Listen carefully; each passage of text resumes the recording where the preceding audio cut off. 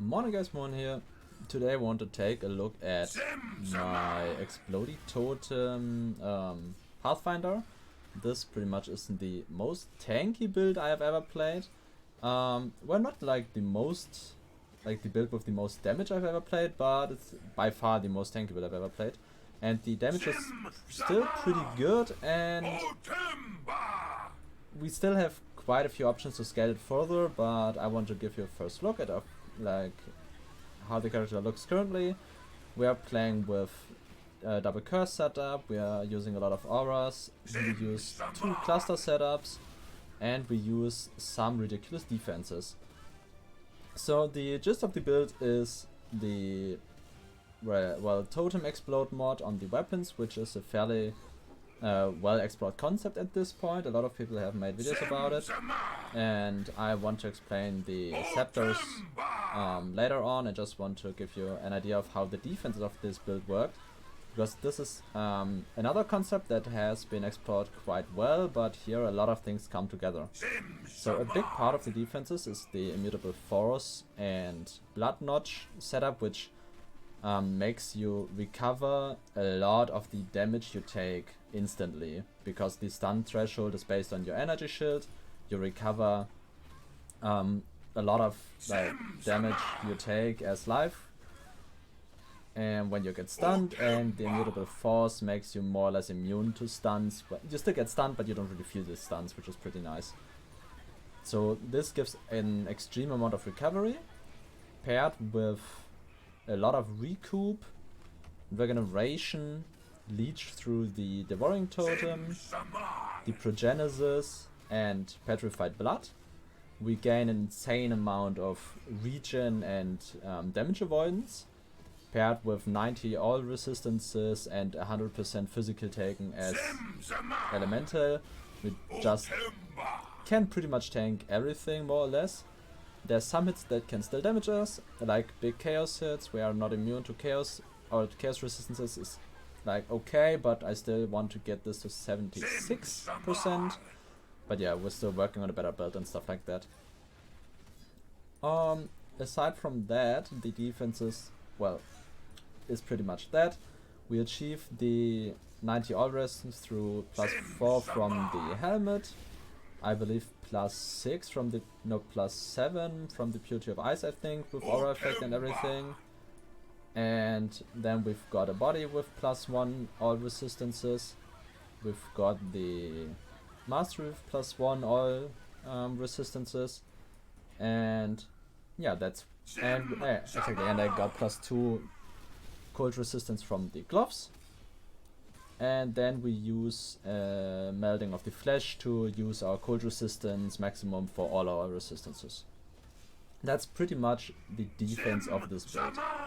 For the offense, we are throwing, well, devouring totem traps with empower trap support, multi-traps, charge traps, and cluster traps.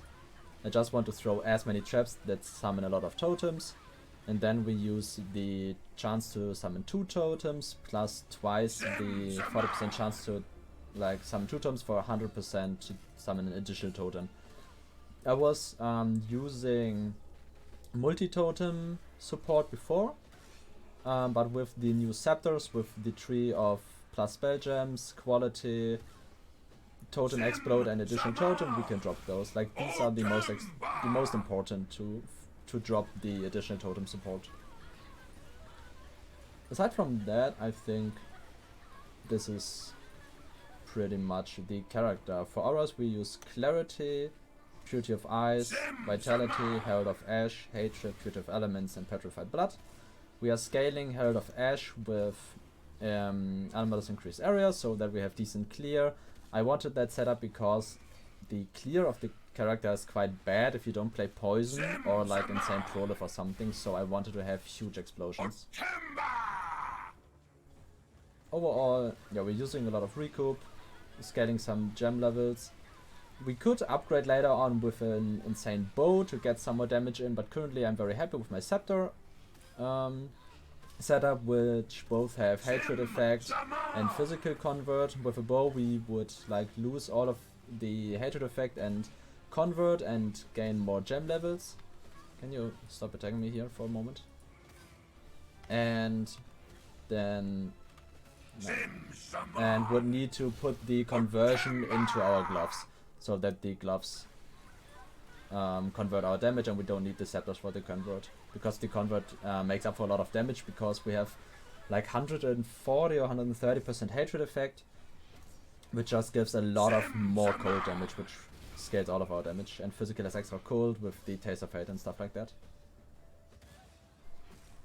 We can take a look at the clear in a second, but if you have any questions about this character, feel free to let me know in the comments. We quickly kill this AO because he slowly starts to annoy me here.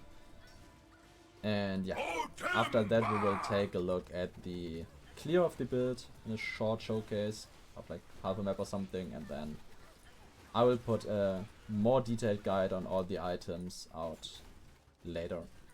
But this, I think, is it for the first look. So, just kill the AO and clear. I just noticed I cannot fully tank this, actually. I mean, I can tank it pretty much entirely, but this AO has +2 projectiles, and the shotgunning is just a little too much for it, paired with the poison.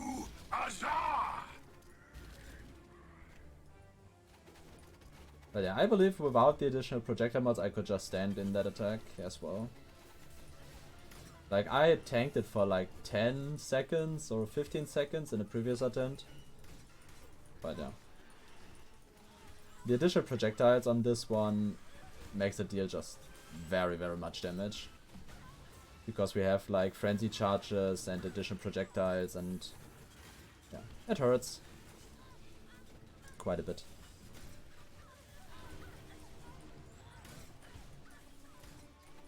It's by far not the worst mods that could be on this, but yeah, it's quite harsh. Especially with the poison stacks. Oh, actually, I just realized I don't have... Actually, I don't have the poison mastery. The poison... Oh. I wasn't looking at that. Okay, but whatever. You've seen it's quite tanky, we can kill it. I just wasn't really looking at it. I just realized I didn't have the poison cap on me. I'm using the bleed the bleed Pantheon currently. With the poison Pantheon I could have tanked that just infinitely. But yeah, I don't have Sulfite anymore, so we just take a look at the map quickly here. To take a look at the Herald explosions, because these pretty much make the build if you don't play poison or ignite, because you just clear not really well, but with the scaling of Herald of Ash explosions and the AoE I am using, these just take care of that. Because the build deals so much damage that the overkill burn just, well, burns the enemies completely away. Because we are using a lot of AoE, I'm using 45% quality with increased AoE on the scepter. And then, yeah, the animals AoE here, and I believe somewhere else I do have AoE, but I'm not sure. We have a lot of AoE, and I still want like 40% increased AoE still, but not sure if I get that. I had some plans for the rings to get it, but yeah, I'm not sure. We'll see. Oh, well, yeah, this is pretty much what I wanted to show. The tankiness, the damage. For context, it was a Delve 600 something owl. I haven't actually looked at it. Like 630 or something, so quite a deep owl. The only things that are kinda annoying for the build currently are poison, bleed, and minus max. Because minus max pretty much deletes our defenses, or a big part of our defenses. We still have quite decent recovery and everything, but yeah, the defenses lag quite a bit when you don't have the all res, because we only have 1.7k life. This would be improved to like about 2.5k when I reach level 100. We still have like 3 levels to go, and I could optimize my tree a little for 4 more life nodes.